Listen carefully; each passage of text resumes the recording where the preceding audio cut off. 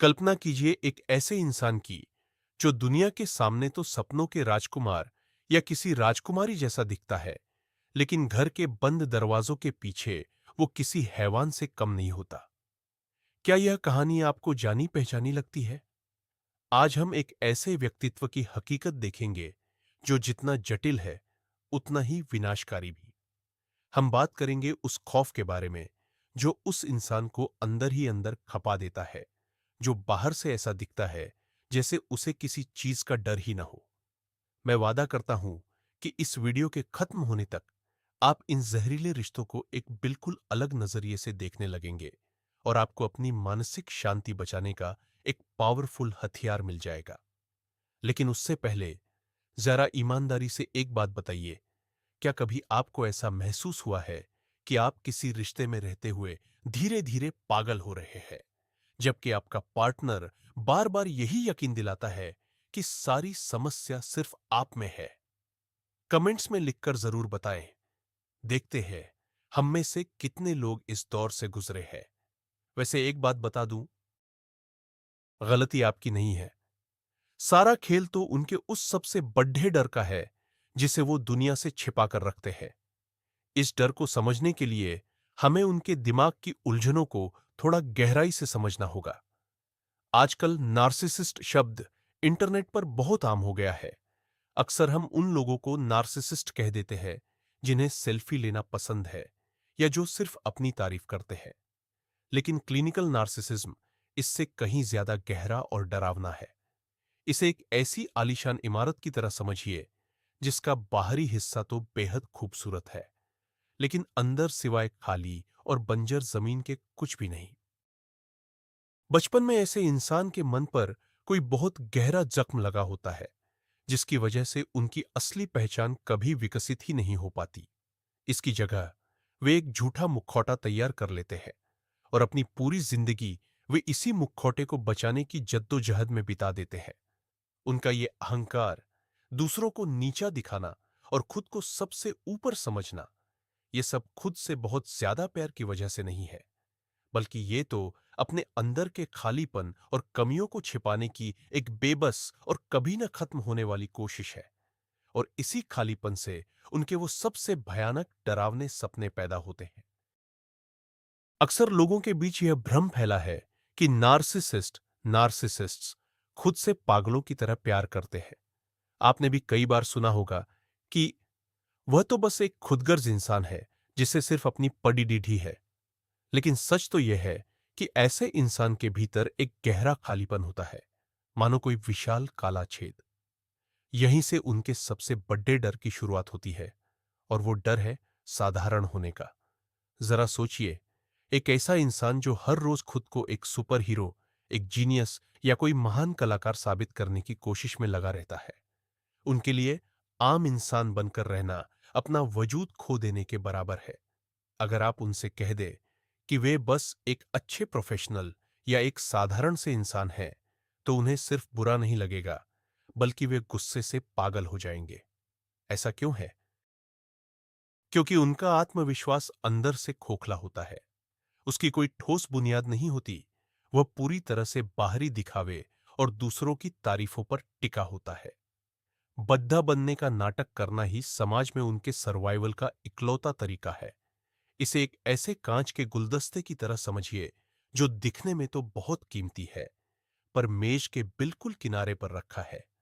एक हल्का सा झटका और वह हजारों टुकड़ों में बिखर जाएगा। उनकी मानसिक स्थिति भी कुछ ऐसी ही नाजुक होती है। अगर लोग उनकी विशिष्टता की तारीफ करना बंद कर दे तो उनका दम घुटने लगता है। उन्हें इस बात का खौफ रहता है कि कहीं किसी दिन वे सोकर उठे, आईने में खुद को देखें और उन्हें महसूस हो कि वे भी भीड़ का हिस्सा मात्र है। यही डर उन्हें अपनी झूठी कामयाबी के किस्से गढ़ने और दूसरों को नीचा दिखाने पर मजबूर करता है। क्योंकि जब वे अपने पार्टनर या दूसरों को छोटा महसूस कराते हैं, तभी वे खुद को एक ताकतवर इंसान समझ पाते हैं। लेकिन अगर हम और गहराई से देखें तो हमें उनके उस डर का पता चलता है जो उन्हें अंदर तक झकोर देता है। वह है बेपर्दा होने का खौफ। विजर्ड ऑफ ओज की कहानी याद कीजिए। उस महान और शक्तिशाली जादूगर के पीछे असल में एक छोटा सा डरा हुआ आदमी था, जो पर्दे के पीछे से बस मशीनें चला रहा था। एक नार्सिसिस्ट यानी आत्ममुग्ध व्यक्ति बिल्कुल वैसा ही होता है। वह अपनी पूरी जिंदगी अपनी महानता, काबिलियत और रसूख का एक भ्रम खटदरदा करने में बिता देता है। उसे दुनिया में सबसे ज्यादा डर इसी बात का लगता है कि कोई कहीं उस पर्दे को हटा न दे, कोई उसे वैसा न देख ले जैसा वह असल में है, बेबस, असुरक्षित, शर्मिंदगी और जलन से भरा हुआ। यही वजह है कि वे जरा सी भी आलोचना बर्दाश्त नहीं कर पाते। यहां तक कि एक मामूली सी बात, जैसे कि आप ब्रेड लाना भूल गए, उन्हें अपनी कमियों के उजागर होने के खतरे जैसा लगता है। इसके जवाब में वे आप पर बुरी तरह बरस पड़ डर डियचते हैं। यह गुस्सा इसलिए नहीं होता कि आप गलत है, बल्कि इसलिए होता है क्योंकि आप उनके राज के बहुत करीब पहुंच गए हैं। अपनी इस झूठी साख को बचाने के लिए वे किसी भी हद तक जा सकते हैं, झूठ, फरेब और घटिया चालें। अगर उन्हें जरा भी एहसास हुआ कि आप उनकी असलियत समझ रहे हैं, तो वे आपको ही पागल साबित करने में अपनी पूरी ताकत लगा देंगे। वे सच को पूरी तरह तोड़दच मरोद्दत देंगे ताकि उनका मुखौटा सलामत रहे। उनके लिए बेपर्दा होने का मतलब है अपनी पूरी जिंदगी का तबाह हो जाना, क्योंकि वे उसी बनावटी पहचान के सहारे जी रहे हैं जिसे उन्होंने दुनिया को दिखाने के लिए बड़ी मेहनत से गढ़ा है। उनकी सबसे बड़ी डरावनी लिस्ट में अगला नाम है आप पर से काबू खोना। और यह डर पिछले वाले से ही गहराई से जुड़ा हुआ है। एक नार्सिसिस्ट के लिए रिश्ता कोई बराबरी का साथ नहीं होता।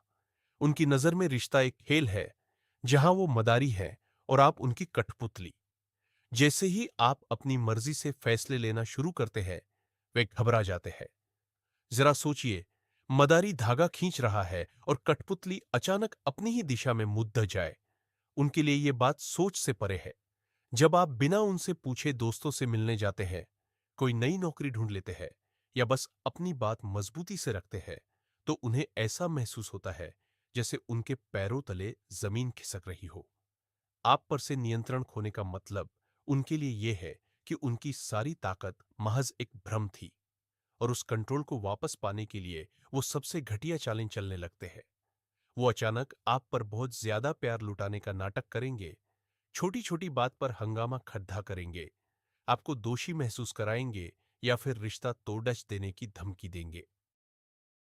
यहां एक बहुत जरूरी बात है जो आपको समझनी होगी। ऐसे मौकों पर उनका गुस्सा उनकी ताकत नहीं, बल्कि उनकी बेइंतहा कमजोरी और डर का सबूत है।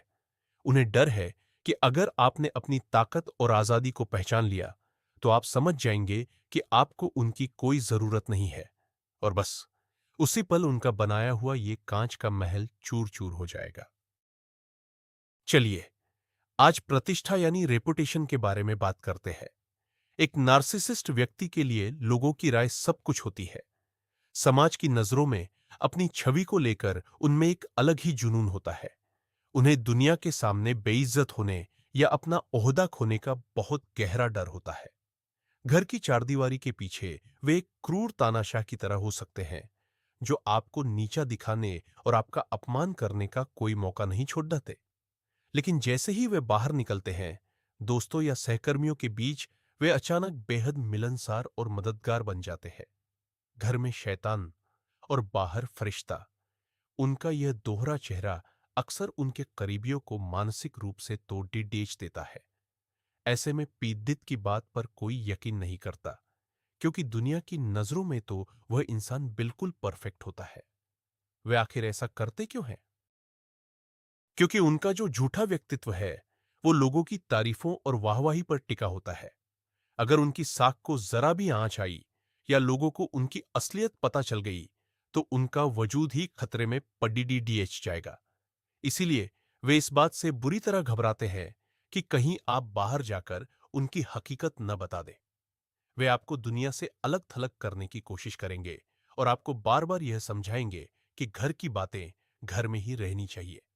और अगर बात अलग होने तक पहुंचती है, तो वे सबसे पहले जाकर सभी जानने वालों को बताएंगे कि आप कितने बुरे और मानसिक रूप से अस्थिर इंसान हैं।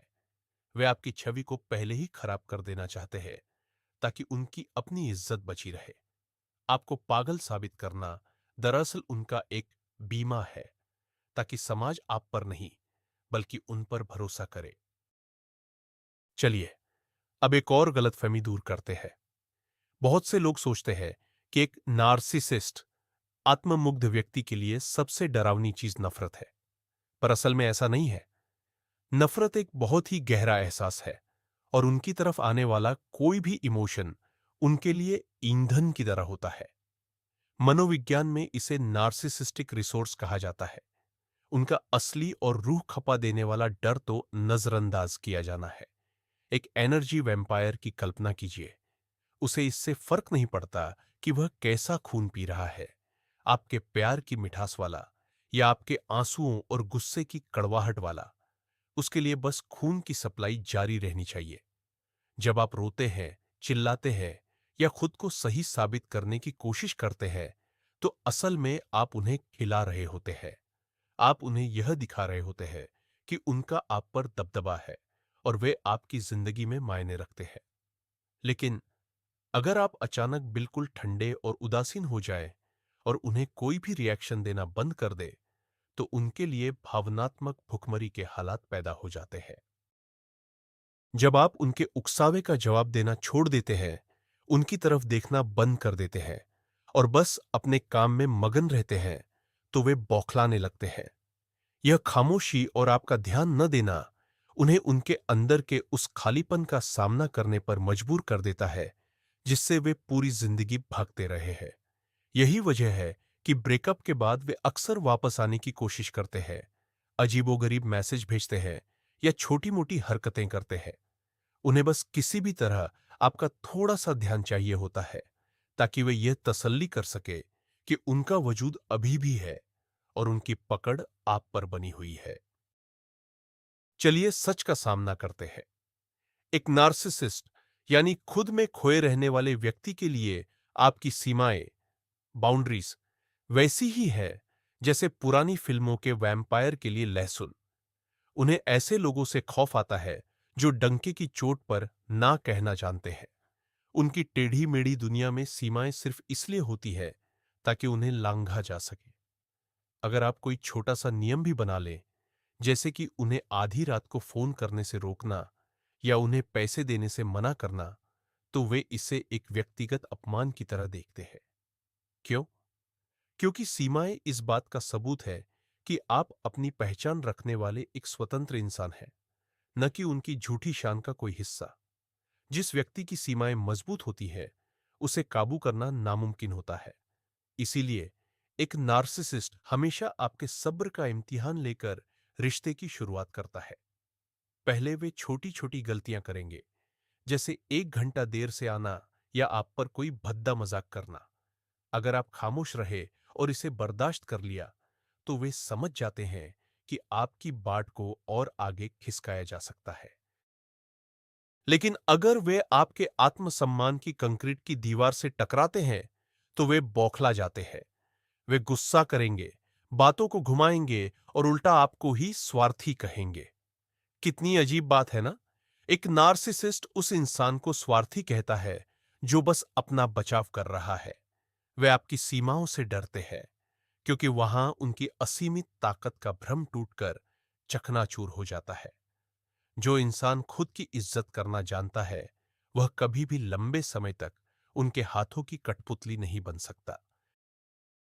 क्या आपने कभी सोचा है कि ऐसे लोगों के साथ रिश्ते हमेशा इतने खोखले और ऊपरी क्यों रह जाते हैं? 10 साल साथ बिताने के बाद भी आपको महसूस हो सकता है कि आप उस इंसान को असल में जानते ही नहीं।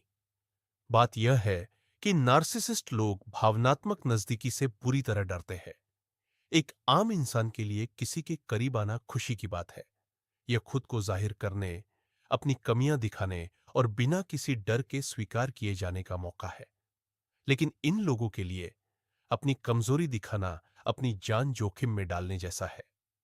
अगर वे अपनी भावनाओं को खुलकर सामने आने दे, तो आपको उनके अंदर की असुरक्षा और वह खालीपन साफ दिखने लगेगा।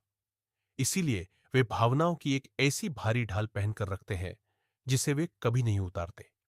वे नजदीकी का दिखावा कर सकते हैं, फिल्मों की तरह प्यार भरी बातें भी कर सकते हैं, लेकिन आपको हमेशा उनके व्यवहार में एक अजीब सी ठंडक महसूस होगी। जैसे ही रिश्ता वाकई गहरा होने लगता है, वे घबरा जाते हैं और कदम पीछे खींच लेते हैं।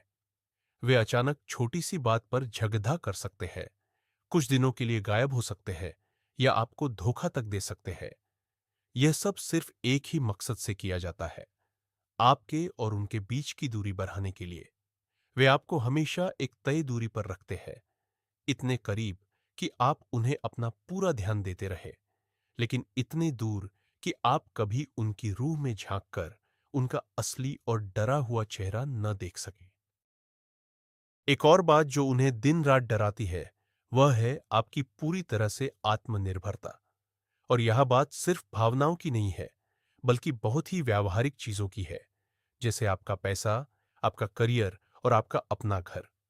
एक सही जीवन साथी हमेशा आपकी कामयाबी और तरक्की से खुश होता है, लेकिन एक नार्सिसिस्ट के लिए आपकी यही ताकत उसके वजूद के लिए सबसे बड़ा खतरा है। अगर आपके पास अपना पैसा है, एक अच्छी नौकरी है और दोस्तों का मजबूत साथ है, तो आप किसी भी वक्त अपना सामान समेटकर वहां से निकल सकते हैं। और हम यह अच्छी तरह जानते हैं कि उनके लिए अपने कंट्रोल को खोना बर्दाश्त से बाहर होता है।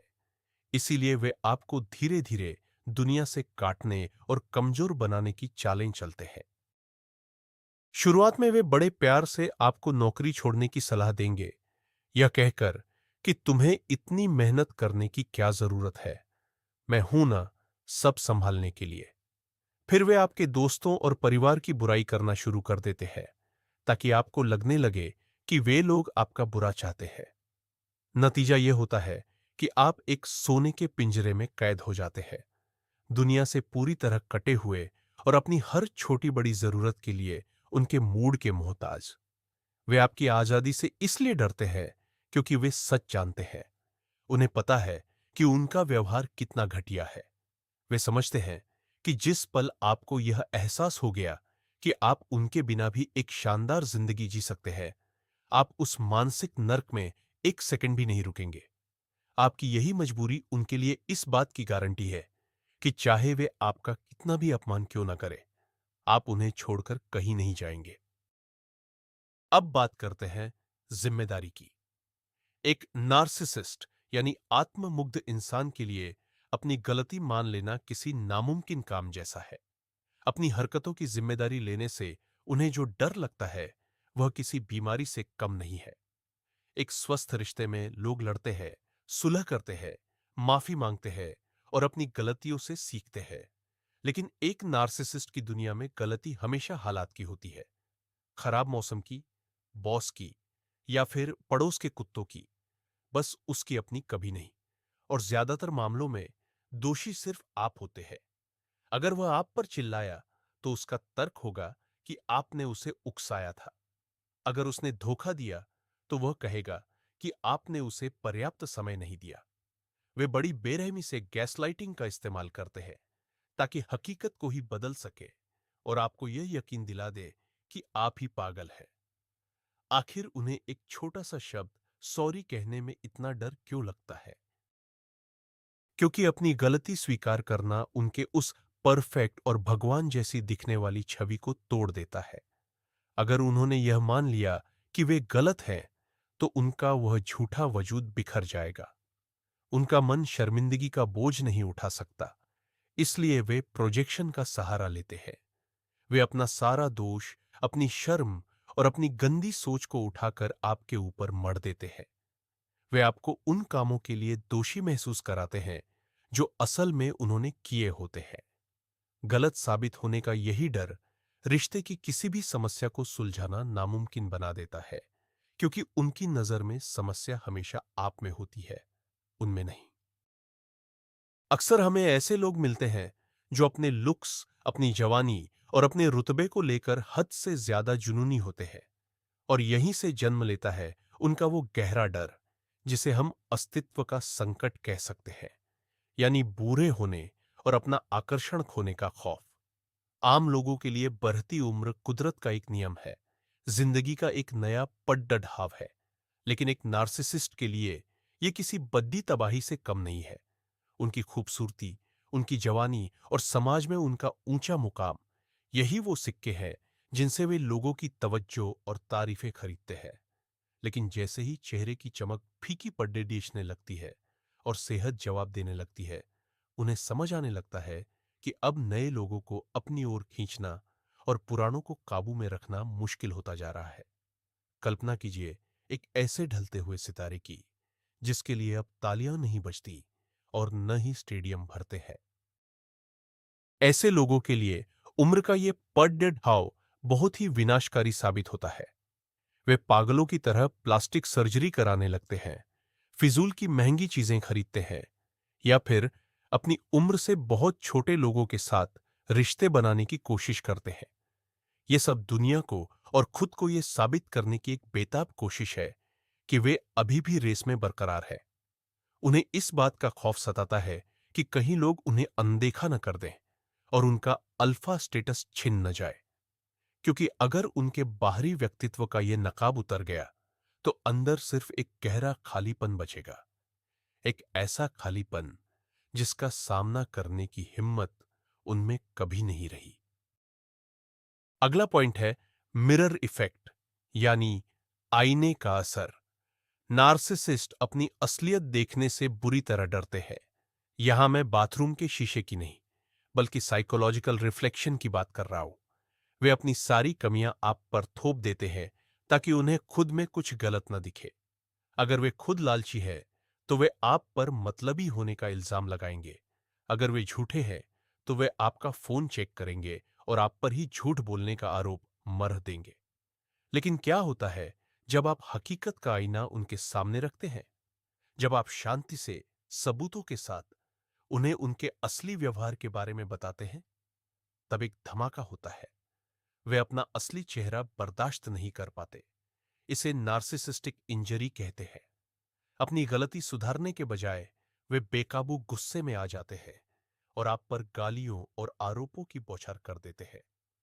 वे उस आईने को और उसे दिखाने वाले को, यानी आपको, पूरी तरह तबाह करने की कोशिश करेंगे।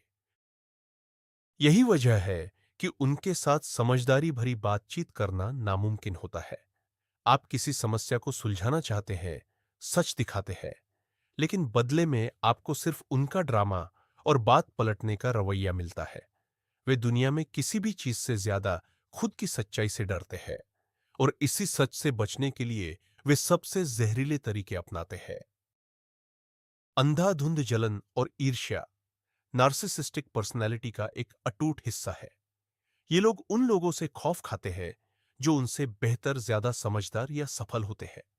एक सामान्य इंसान के लिए दूसरों की कामयाबी प्रेरणा का स्रोत होती है, लेकिन इन लोगों के लिए किसी और की सफलता एक व्यक्तिगत अपमान की तरह है। अगर उनके पास रहने वाला कोई इंसान ऊंचाइयों को छूता है तो उन्हें लगता है कि वे खुद नीचे गिर रहे हैं। उनकी नजर में जिंदगी एक अंतहीन मुकाबला है जहां जीत की जगह सिर्फ एक के लिए है। जरा याद कीजिए, आपकी खुशियों पर उनका बर्ताव कैसा होता है। चाहे आपको नौकरी में तरक्की मिली हो, आपने नई गाड़ी खरीदी हो या आप किसी खास लिबास में बेहद खूबसूरत लग रहे हो, वे कभी आपके साथ खुश नहीं होंगे। इसके बजाय वे जानबूझकर आपका मूड खराब करने की कोशिश करेंगे। वे आपकी उपलब्धि को छोटा दिखाएंगे, उसमें कोई कमी निकालेंगे या आपके खास दिन पर बेवजह का तमाशा खड़ा कर देंगे। यह उनका पुराना पैंतरा है। वे आपकी खुशी को इसलिए बर्बाद करते हैं क्योंकि वे आपकी प्रसन्नता को बर्दाश्त नहीं कर सकते। आपकी चमक उनकी आंखों में चुभती है और उन्हें उनकी अपनी कमियों की याद दिलाती है। उन्हें दूसरों की परछाई में खो जाने से डर लगता है। इसीलिए उनकी सबसे बड़ी चाल यही होती है, आपकी रोशनी को बुझा देना, ताकि आपके अंधेरे के बीच उनकी फीकी सी चमक भी सूरज की तरह तेज दिखाई दे। ठुकराया जाना किसी को भी पसंद नहीं होता, लेकिन एक आत्ममुग्ध व्यक्ति नार्सिसिस्ट के लिए यह उसकी पूरी दुनिया के ढह जाने जैसा है। इस डर से कि कहीं आप उन्हें पहले न छोड़ दें, वे आपसे एक कदम आगे रहने की चाल चलते हैं। जैसे ही उन्हें यह महसूस होता है कि आप उनकी हकीकत समझने लगे हैं, अपना सामान समेट रहे हैं या बस उनके प्रति ठंडे पड़ीडीडीएचने लगे हैं, वे अपनी सबसे क्रूर शक्ल अख्तियार कर लेते हैं। मनोविज्ञान में इसे डिस्कार्ड स्टेज यानी त्याग देने का चरण कहा जाता है। उनका आपको पहले छोड़ना बेहद जरूरी होता है। यह उनके नाजुक अहंकार के अस्तित्व की लड़ाई है। अगर आप उन्हें छोड़ दाते हैं तो इसका मतलब है कि ताकत आपके हाथ में है और आपने उन्हें खारिज कर दिया है, और यह उनके लिए किसी भी हाल में बर्दाश्त के बाहर है। इसीलिए वे हालात को इस तरह मोड़ देते हैं कि रिश्ता उन्हीं की पहल पर खत्म हो और आपके लिए यह सबसे ज्यादा तकलीफदेह साबित हो। वे बिना किसी वजह के अचानक गायब हो सकते हैं, सरेआम आपको धोखा दे सकते हैं, या फिर आधी रात को आपको घर से बाहर निकाल सकते हैं। वे आपको पूरी तरह टूटा हुआ, रोता हुआ और उनसे वापस लौटने की भीख मांगते हुए देखना चाहते हैं। जुदाई में आपकी यह तड्डर डिश भी उनके लिए एक ट्रॉफी की तरह है और उनकी अपनी अहमियत का सबसे बड़ा सबूत है। वे इस बात से बुरी तरह खौफ खाते हैं कि कहीं आप सिर उठाकर और बेपरवाह होकर उन्हें हमेशा के लिए छोड़ न दें। इसीलिए आपकी बेरुखी की मार से अपने सर्वशक्तिमान होने के भ्रम को बचाने के लिए वे हमेशा पहला वार खुद करते हैं। और हमदर्दी का क्या जवाब है? जीरो। नार्सिसिस्ट लोगों को सच्ची हमदर्दी और संवेदनाओं से डर लगता है, क्योंकि उनके लिए यह एक ऐसी भाषा है जिसे वे कभी नहीं समझ सकते। कल्पना कीजिए कि आपको किसी ऐसे ग्रह पर छोड़ दिया गया है जहां हर कोई टेलीपैथी से बात करता है, लेकिन आपके पास वह शक्ति नहीं है। आप वहां खुद को अधूरा और डरा हुआ महसूस करेंगे। ठीक ऐसा ही वे इंसानी भावनाओं की दुनिया में महसूस करते हैं। जब आप अपना दर्द उनके साथ बांटते हैं, किसी अपने को खोने पर रोते हैं या बस काम की थकान जाहिर करते हैं, तो उन्हें समझ नहीं आता कि क्या करें। आपकी भावुकता उन्हें चिढ़ाने लगती है। वे कोई रूखी बात कह सकते हैं, टॉपिक बदल सकते हैं, या फिर इस बात पर आप पर ही गुस्सा हो सकते हैं कि आपने अपने आंसुओं से उनका मूड खराब कर दिया। यहां तक कि उन्हें अपनी तरफ आने वाली हमदर्दी से भी डर लगता है, क्योंकि आपकी सच्ची दया उनके महान होने के झूठे मुखौटे को उतार देती है। वे चाहते हैं कि दुनिया उन्हें देखकर हैरान हो, उनकी तारीफ करे या उनसे डरे, लेकिन वे किसी की सहानुभूति नहीं चाहते। गहरी भावनाओं का सामना होते ही उनकी भावनात्मक कमियां सबके सामने आ जाती है, और खुद को कमतर होने के एहसास से बचाने के लिए वे दया और करुणा जैसी चीजों की कीमत गिरा देते हैं। उनके लिए भावुक लोग बस कमजोर और फिसड्डी होते हैं। अगर आपने कभी ऐसे पार्टनर को फैमिली थेरेपिस्ट के पास ले जाने की कोशिश की है, तो आप जानते होंगे कि यह किसी नर्क से कम नहीं है। नार्सिसिस्ट लोग मेंटल हेल्थ प्रोफेशनल्स से बुरी तरह डरते हैं। उनके लिए थेरेपिस्ट के पास जाना फांसी के फंदे पर चढ़ने जैसा है। आखिर क्यों? क्योंकि एक साइकोलॉजिस्ट को हेर-फेर, झूठ और छिपे हुए इरादों को पहचानने की ट्रेनिंग मिली होती है। नार्सिसिस्ट को पता होता है कि इल्जाम दूसरों पर मढ़ने और गैसलाइटिंग करने जैसे उनके घटिया पैंतरे किसी एक्सपर्ट के सामने काम नहीं करेंगे। उन्हें डर होता है कि थेरेपिस्ट के केबिन में उनकी असलियत सामने आ जाएगी और उन्हें कड़वे सच का सामना करना पड़ेगा। इसीलिए वे थेरेपी के लिए साफ मना कर देते हैं, यह कहकर कि दिमाग के डॉक्टरों की जरूरत सिर्फ पागलों को होती है और वे खुद बिल्कुल ठीक है। अगर वे जाने के लिए मान भी जाए, तो सिर्फ इसलिए ताकि वे थेरेपिस्ट को अपनी चिकनी चुपड़ी बातों में फंसा सके, उन्हें अपनी तरफ कर सके और आपको ही सारी मुसीबतों की जड़ साबित कर सके। लेकिन अगर एक्सपर्ट ने उनकी चालाकी पकड़ ली, तो नार्सिसिस्ट पहले ही सेशन से भाग खड़ी डीडीएचए होंगे और दावा करेंगे कि यह थेरेपिस्ट तो पूरी तरह से अनाड़ी और फ्रॉड है। किसी जानकार व्यक्ति के सामने बेनकाब होने का डर ही उन्हें अपनी पर्सनैलिटी का प्रोफेशनल एनालिसिस करवाने से हर मुमकिन कोशिश करके रोकता है। आप अलग हो चुके हैं और आपको लगता है कि यह बुरा सपना अब खत्म हो गया है।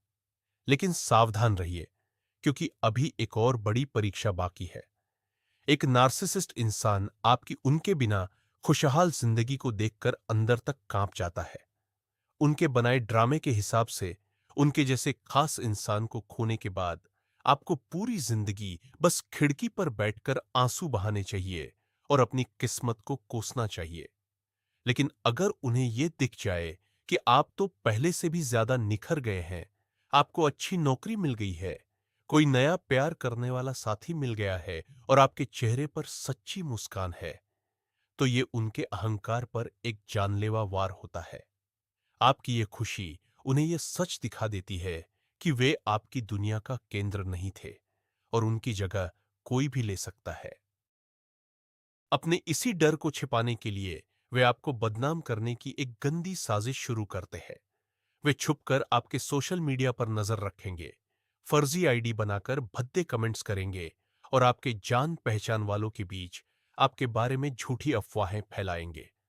उन्हें बस इस बात का सबूत चाहिए कि आप अंदर से टूट चुके हैं, और अगर उन्हें ऐसा कोई सबूत नहीं मिलता तो वे खुद ही झूठी कहानियां गढ़ लेते हैं।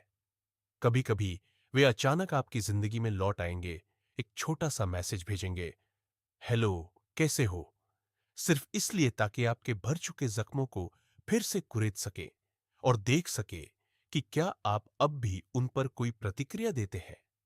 आपकी हीलिंग, यानी आपका पूरी तरह से ठीक हो जाना ही उनका सबसे बड़ा डर है, क्योंकि आपकी रिकवरी का मतलब है उनकी आखिरी और कभी न बदलने वाली हार। चलिए आज जरा गहराई से समझने की कोशिश करते हैं। एक नार्सिसिस्ट को सबसे ज्यादा डर किस बात का लगता है, खासकर तब जब वो सन्नाटे में बिल्कुल अकेला हो। दरअसल वो अपने अंदर के खालीपन से डरता है। एक आम इंसान अकेलेपन का लुत्फ उठा सकता है, वह किताब पढ़ सकता है, गहराई से सोच विचार कर सकता है या बस सुकून से आराम कर सकता है। लेकिन एक नार्सिसिस्ट के लिए यह खामोशी बहुत डरावनी होती है। जब सामने कोई दर्शक नहीं होता, जब किसी के सामने नाटक करने की जरूरत नहीं रहती, तब उनका मुखौटा गिर जाता है और फिर वे अपने अंदर के उस गहरे और खाली गड्ढे के साथ अकेले रह जाते हैं। वहां न तो कोई सच्ची दिलचस्पी है, न सच्चा प्यार और न ही कोई मजबूत व्यक्तित्व। वहां बस अंतहीन शर्म और खुद को बेकार समझने का गहरा एहसास होता है। इस अंधेरे गड्ढे में डूबने से बचने के लिए उन्हें हर वक्त शोर की जरूरत होती है। उन्हें एड्रेनालिन चाहिए, ड्रामा, झगड़े, नए रिश्ते और लगातार बदलता माहौल। अगर घर में सब कुछ शांत और सामान्य हो, तो वे जानबूझकर बिना किसी बात के हंगामा खड़ा कर देंगे, ताकि वे किसी भी तरह की कोई तेज भावना महसूस कर सके। वे शांति और सुकून में रह ही नहीं सकते। अपने करीबियों को सताना और लगातार अफरा तफरी मचाए रखना दरअसल उनके अपने अंदर के डर और बेचैनी से भागने का एक तरीका है। वे रुककर खुद के अंदर झांकने से डरते हैं, क्योंकि वे जानते हैं कि वहां उन्हें ऐसा कुछ भी कीमती नहीं मिलेगा जिसे वे अपना कह सके। एक और अजीब लेकिन बहुत गहरा डर है, बिना शर्त प्यार का डर। हमारे लिए यह समझना शायद मुश्किल हो, पर उन्हें इस बात पर यकीन ही नहीं होता कि कोई उन्हें बिना किसी स्वार्थ के सिर्फ उनके होने के लिए प्यार कर सकता है।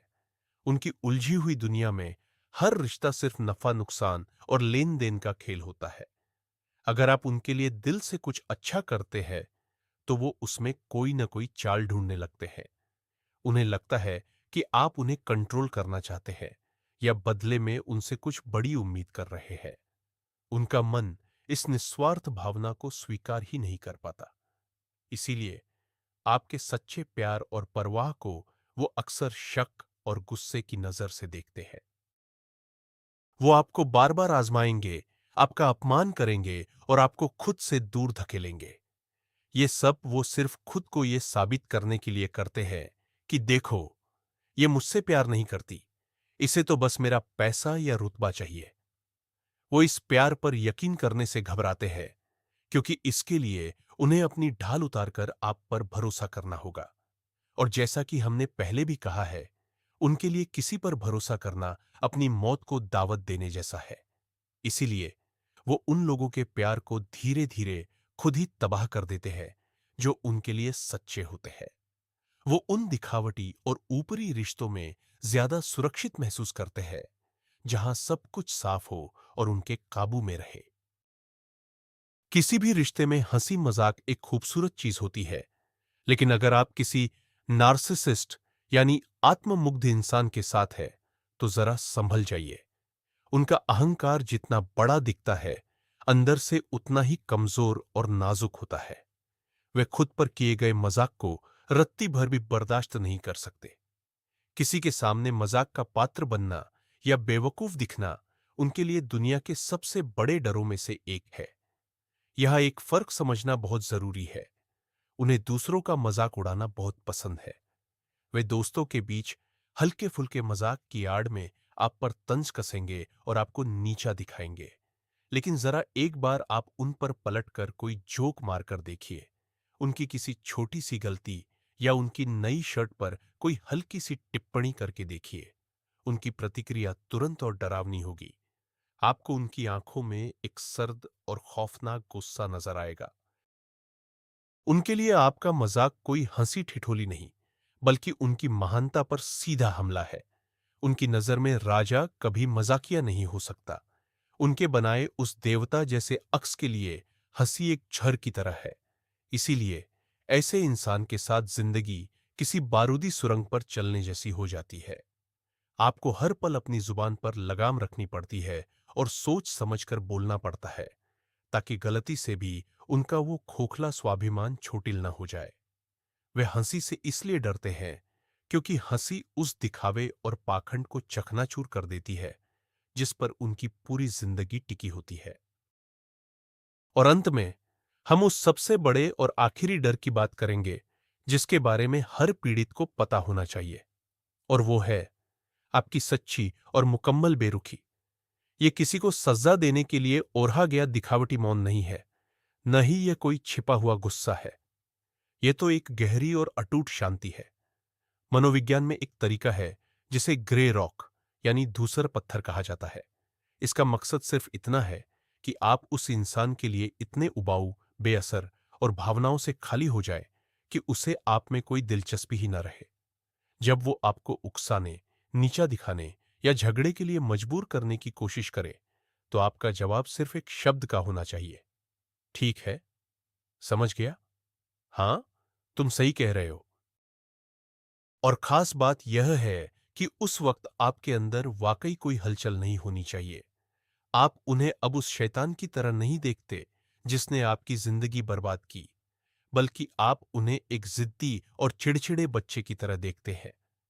जब एक अहंकारी इंसान का सामना आपकी इस सच्ची बेरुखी से होता है, तो उसका पूरा सिस्टम फेल हो जाता है। उसे समझ आ जाता है कि अब उसका आप पर कोई वश नहीं रहा। उसे अब वो भावनात्मक खुराक नहीं मिल रही जो उसे चाहिए थी। आपकी सीमाएं अब फौलाद जैसी है और उसके शब्द अब आपको जख्म नहीं दे सकते। आपकी यही बेरुखी उनके झूठे वजूद को सबसे तेजी से खत्म करती है। वे इस स्थिति से आग से भी ज्यादा डरते हैं, क्योंकि आपकी प्रतिक्रिया के बिना वे कुछ भी नहीं है। और यही वो एहसास है जो आपको गुलामी की जंजीरों से आजाद करने की सबसे बड़ी ताकत देता है।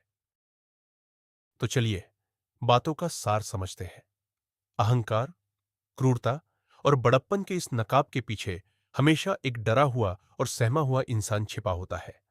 एक नार्सिसिस्ट का सबसे बड़ा डर यह है कि उसके अंदर का खालीपन सबके सामने ना आ जाए और उन लोगों पर से उसका काबू न छिन जाए जिनसे उसे मानसिक ऊर्जा मिलती है। वे आपकी आजादी, आपकी मर्यादाओं और अपने बारे में कड़वे सच से डरते हैं। लेकिन सबसे ज्यादा वे आपकी बेरुखी और आपके नजरअंदाज करने वाले अंदाज से खौफ खाते हैं। उनके इन डरों को पहचानना ही आपके लिए आजादी का असली रास्ता है। जब आप यह समझ जाते हैं कि उनकी बदसलूकी उनकी ताकत नहीं, बल्कि उनकी घबराहट का नतीजा है, तब आप खुद को पीड़ित समझना बंद कर देते हैं। आप उनकी बातों को दिल पर लेना छोड़ देते हैं और आपको उनकी झूठी सत्ता का एहसास होने लगता है।